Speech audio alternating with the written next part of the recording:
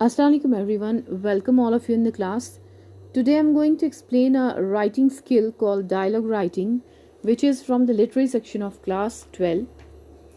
Actually, this dialogue writing is a written skill, or we can say a writing skill, in which we actually write a conversation of two or more people. एक या दो से ज़्यादा लोग आपस में बात कर रहे हों, कन्वर्स कर रहे हों एक दूसरे के साथ, and that is we call dialogue. So there are some rules to write a dialogue, and I'm going to explain those rules to you today. Rule number one is the introductory line. You cannot start your dialogue out of nowhere. That's why the introductory line जो है वो important है. In this we write what this dialogue is all about. Means we come to know about the dialogue process actually, and we also explain the scene a little bit so that we would get the idea of whole of the crux. We'll get the crux of the whole idea. So the next rule is that the dialogue content means that it should not be too long or too short. Dialogue should be of right content. For example, the dialogue should be minimum 80 words to maximum 150 words.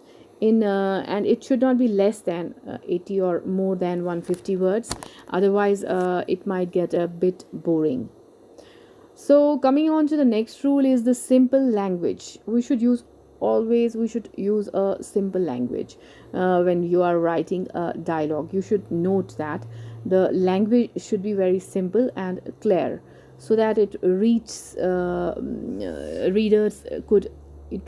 the readers, it reads out to the readers, or readers could understand what it is all about, and they could get the right meaning out from the piece of dialogue. So one thing we should remember, that we should not use too much difficult words or jargons, otherwise the readers will lose the interest in it. And the next one is short forms.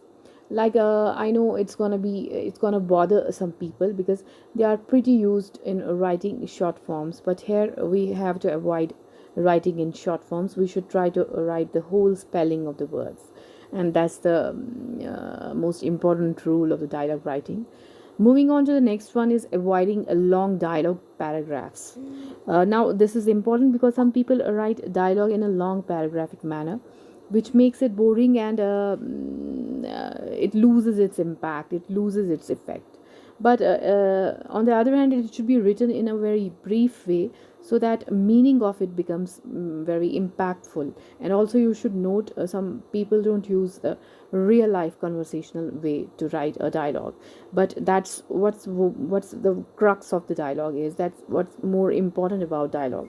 The reader should know that this is kind of a real life conversation going on between two or more people. So the next and the last one is that take dialogue to a right conclusion. Conclusion means end. Ending is very important. This is important because the whole dialogue will only make sense when you make it to the right conclusion, right? Otherwise it will feel incomplete and the whole will make no sense. Thus it's necessary for us to take the dialogue to the right conclusion. So now in writing a dialogue, it always show a character speaking. It works to tell you more about the character and how they converse with others, or how they react with each other. So when it comes to dialogue, you might see of two types: outer and inner dialogue. Outer dialogue जो है, it occurs when the two persons are talking to each other, or when a character talks to another character in any story or in any play or in any dialogue writing.